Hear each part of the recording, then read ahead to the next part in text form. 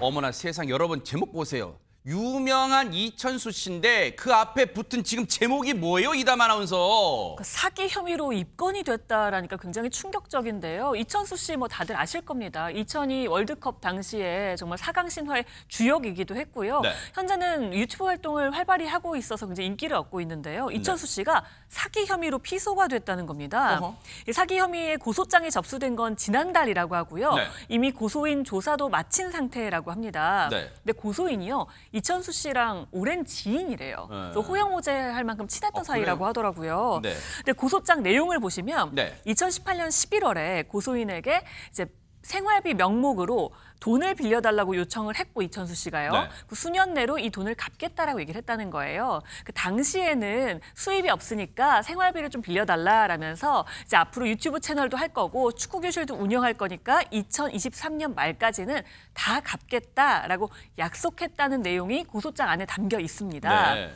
그런데 이천수 씨와 이 고소인은 당시에 굉장히 친분이 두텁고 호용호재할 사이였으니까요. 네. 별일 없을 거라고 판단을 하고 그 요구받은 당일에 이천수 씨 배우자 계좌로 300만 원을 바로 보냈다고 합니다. 아니, 그러면 요청 첫날 이천수 씨 배우자분 계좌로 이 지인이란 분이, 이천수 씨의 지인이란 분이 300만 원을 송금했다. 그러면 2023년에 빌려줬고 지금 한참 한 2년 정도 됐잖아요. 그러면 아직 300만 원 정도를 못 갚아서 지금 사기 혐의로 고소를 당했다는 거예요? 지금 고소인의 주장에 따르면 300만 원을 빌려주신 것이 아니라 이 300만 원을 포함해서 총 1억 3,200만 원을 이천수 씨에게 보냈다. 그것도 2021년 4월까지 9회에 걸쳐서 내가 이천수 씨한테 빌려줬다. 이렇게 주장하는 것으로 억대? 그렇습니다. 그리고 이제 고소인이 고소까지 하게 된 입장을 좀 정리를 해보자면, 네. 약속 기한이 이미 지났는데도 한 푼도 돌려받지 못했고, 특히나 이담 아나운서님께서 짚어주셨는데 고소인과 이천수 씨가 호영호재하는 친하는 사이라고 해요. 네. 그런데 돈 빌려달라, 갚겠다라고 해서 빌려줬는데도 연락이 아예 끊겼다. 지난 2021년부터는 아예 연락이 끊겼다. 그래서 네. 고소까지 하게 됐다. 이런 입장인 것으로 전해집니다.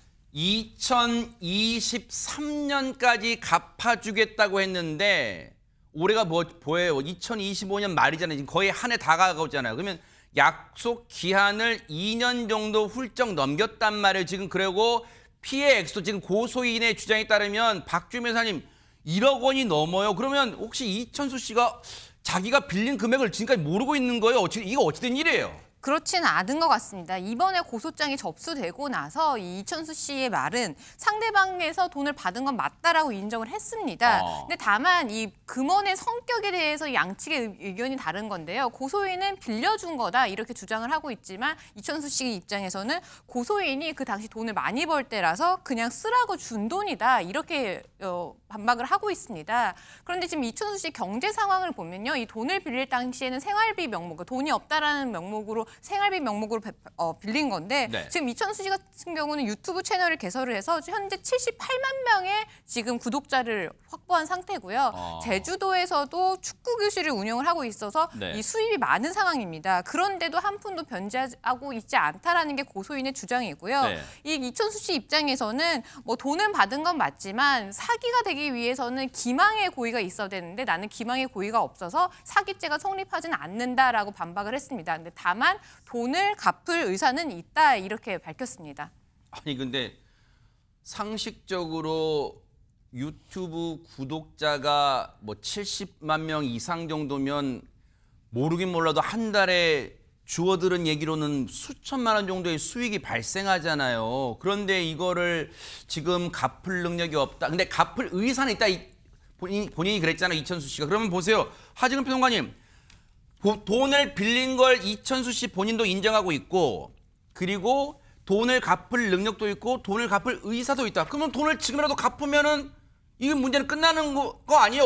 어떻게 됩니까 이게? 그게 지금 1억 3,200만 원에 대해서 이야기가 지금 나온 거잖아요. 네. 그 1억 3,200만 원 건 말고 네. 이 고소인이 또 다른 건도 있다라면서 지금 주장하고 있거든요. 뭐예요 이게? 또 다른 건은 또 뭐냐면 이천수 씨가 고소인한테 외환 선물 거래 사이트 투자를 권유해서 수억 원대 투자금을 가로챘다라고 고소인이 주장하고 있는 겁니다. 어허. 고소장 내용에 따르면 네. 이천수 씨가 2021년 4월쯤에 내가 잘 아는 동생이 외환 선물 거래 사이트를 운영하고 있는데 사무실을 방문해 보니까 안정적으로 수익을 내고 있더라. 네. 나를 믿고 그 동생한테 5억 원을 투자해주면 매달 수익금을 배분해주고 원금 반환을 원하면 해주겠다. 이렇게 얘기를 했다고 이제 고소장에 나와 있습니다. 네. 그런데 고소인이 이천수 씨의 지인한테 5억 원을 송금하고 나중에 반환을 요구했는데 1억 6천만 원만 반환을 받았다는 거예요. 5억을 송금했는데 그렇습니다. 어허. 1억 6천만 원만 반환을 받았기 때문에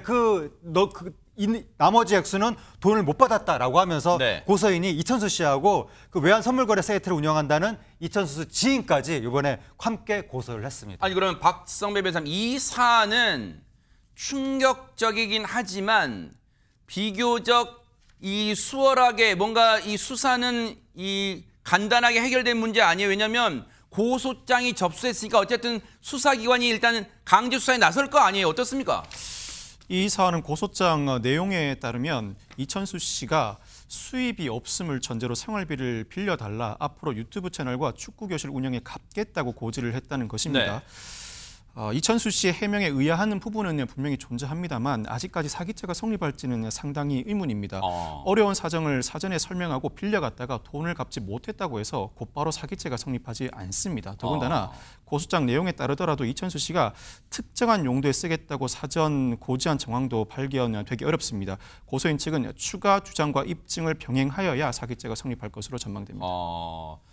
일단 그러면 이 사안은 지금 단정하기보다는 이제 고소장이 접수됐기 때문에 앞으로 수사 과정을 차근차근 지켜보고 그에 따른 결과로 얘기를 해도 늦지 않을까 그런 생각 해봅니다. 일단은 이 부분 좀 민감한 부분이니까 뉴스파이터도 눈 부릅뜨고 따라붙어 보도록 하겠습니다.